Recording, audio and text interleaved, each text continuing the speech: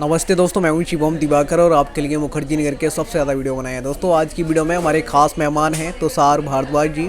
अभी हाल ही में जो रिजल्ट आया है CGL 2021 का, उसमें ये भैया का सिलेक्शन हुआ है। उससे पहले इन्होंने एक और अटैम्प्ट दिया था और ये सेकंड अटैम्प्ट था। सेकंड में ही इन्होंने किस तरीके से कर दिखाया, इनसे ही जानने की कोशिश करेंगे, क्योंकि जो नए स्टूडेंट हैं वो कई बार जानना चाह रहे थे और ये भी कह रहे थे कि हमें बताइए, उन स्टूडेंट से जानने की कोशिश कीजिए जिन्होंने CGL का एग्ज़ाम दिया है। तो एक बार भैया आपको बहुत बहुत बधाई। थैंक यू भैया, थैंक यू सो मच। पहले मैं ये जानना चाहूँगा, फर्स्ट अटैम्प्ट आपने दिया था तो क्या क्या गलतियाँ हो गई थी, और सेकंड में तो आपने फोड़ दिया एकदम ही। हाँ भैया, पहले अटेम्प्ट में एक्चुअली क्या था, मैं मॉक तो देता था लेकिन मैं अपनी वीकनेस पे काम नहीं करता था। एक्चुअली जो मेरी वीकनेस थी कि मैं इंग्लिश में मैं गलतियाँ बहुत करता था, तो उस पर मैंने काम नहीं किया। लेकिन सेकंड अटेम्प्ट जब मैंने दिया था तो उस पर मैंने काम किया और मेरे को फिर अब इनकम टैक्स डिपार्टमेंट मिला है। अभी जोन वाले क्वेश्चन नहीं हुआ है, लेकिन फाइनल रिजल्ट से इनकम टैक्स डिपार्टमेंट में मेरे को मिला है 2021 से। सबसे पहले मैं आपसे ये जानना चाहूँगा, बहुत सारे स्टूडेंट ये होते हैं कि वो ये नहीं समझ पाते कि हमें लिख लिख के प्रैक्टिस करनी है जो क्वेश्चन होते हैं, या फिर उनको बस ऑनलाइन देख लिया ऐसे ही काम चल जाता है। तो आपने किस तरीके से अपनी रणनीति को तैयार किया था? एक्चुअली कॉपी और पेन का आपको भरना ही पड़ेंगी कॉपियाँ, तो बिना ओरली नहीं होती। ये मैथ्स आप ओरली नहीं कर सकते ज़्यादा, रीजनिंग में भी लिखना पड़ता है। हाँ, इंग्लिश और जीएस जो ऐसे दो सब्जेक्ट हैं जिसमें पेन की ज़रूरत नहीं है, आपको लिखने की ज़रूरत ऐसी कुछ खास नहीं पड़ती। बट रीजनिंग और मैथ्स में आपको पेन उठाना ही पड़ेगा और बहुत प्रैक्टिस की नीड होती है। SSC एक एग्ज़ाम है जिसमें आपको प्रैक्टिस की ज़्यादा नीड है। अगर आपकी प्रैक्टिस अच्छी होगी, आपको शॉर्ट ट्रिक्स पता होंगी, तो आप डेफिनेटली वो एग्ज़ाम क्लियर कर सकते हैं। और SSC is all about previous year. आप प्रीवियस ईयर बार बार प्रैक्टिस करो कॉपी पेन पे, तभी होगा, अदरवाइज़ बहुत मुश्किल हो जाता है। बहुत सारे स्टूडेंट को ये देखता हूँ मैं कि कहते हैं कि हमसे सेल्फ स्टडी करके नहीं हो पा रहा है, तो कहीं ना कहीं कोचिंग की हेल्प लेते हैं। तो क्या आपने किसी कोचिंग की किसी सब्जेक्ट के लिए हेल्प ली थी? जी हाँ, मैंने कोचिंग ली थी अपने लास्ट ईयर जब मैं कॉलेज में था 2017-18 में।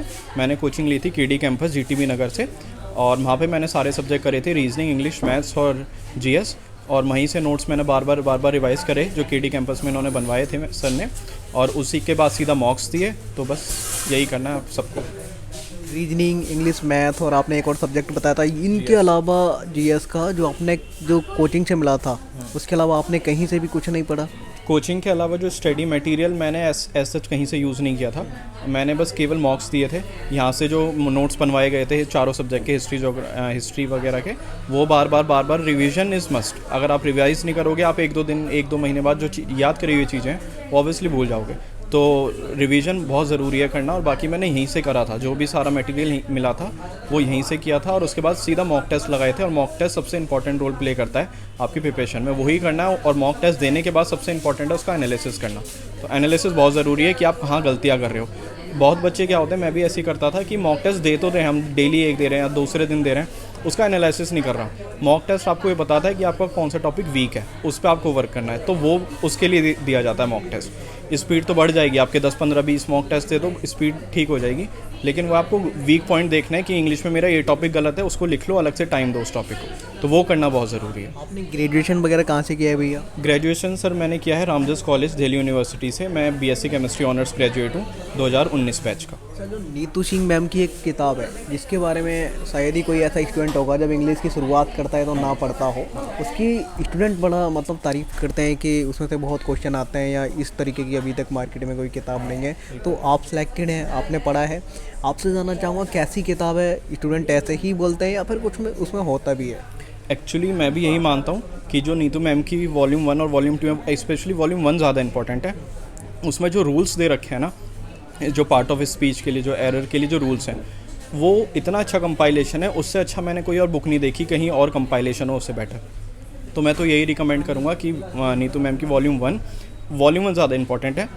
वॉल्यूम 2 में मोस्टली वो क्या है, वो रीडिंग कम्प्रीहेंशन क्लोज टेस्ट है, वो भी आप बिल्कुल लीजिए, लेकिन वॉल्यूम 1 बहुत ज़रूरी है। उसमें जो रूल्स दे रखे हैं, जो कंपाइलेशन है, जो ट्रिक्स दे रखी हैं, वो बहुत अच्छी हैं, वो डायरेक्ट क्वेश्चन पेपर में आ जाती हैं, और वो बुक बहुत अच्छी है। मैंने भी वहीं से पढ़ा था और उसके बाद कहीं और मटेरियल जाने की ज़रूरत नहीं पड़ी, केवल नीतू मैम की वॉल्यूम 1 और 2, और उसके बाद सीधा मॉक टेस्ट से प्रैक्टिस। आपने लिमिटेड स्टडी मटेरियल को फॉलो किया है? हाँ जी। अच्छा, आपकी हॉबी वगैरह क्या है भैया? हॉबी एक्चुअली मेरे को मूवीज़ देखना ज़्यादा पसंद है। मूवीज़ और नेटफ्लिक्स और ये वेब सीरीज़ वगैरह देखना ज़्यादा पसंद है। तो जब भी मैं ब्रेक लेता हूँ स्टडी से, बहुत बार होता है मन नहीं करता पढ़ने का, थक जाते हैं, या मॉक टेस्ट में बहुत बार नंबर कम आ जाते हैं, तो फ्रस्ट्रेशन सी होने लगती है।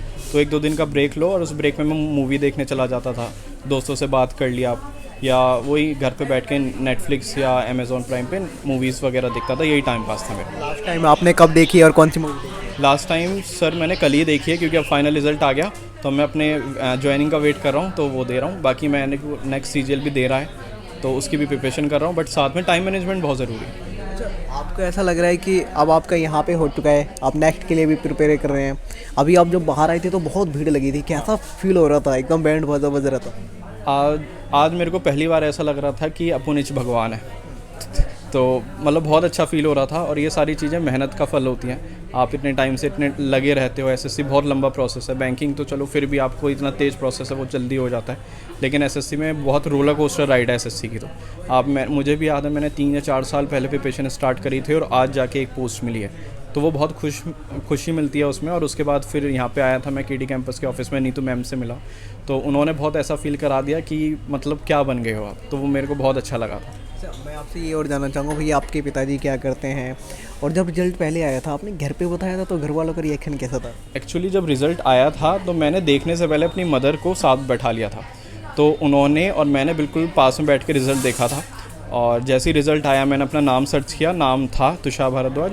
उसके बाद मैंने देखा क्या पता और भी कोई तुषार भारद्वाज हो सकता है, फिर मैंने रोल नंबर मैच किया, तो रोल नंबर भी जब मैच हो गया, फिर उसके बाद पोस्ट देखी कि इनकम टैक्स मिला है मुझे। तो मैं सीरियसली बता रहा हूँ, मेरी मम्मी रो गई थी, मेरी मम्मी के आंखों में आंसू थे, मेरे भी आंख में आंसू थे, और मैं रिज़ल्ट देखते हुए काँप भी रहा था।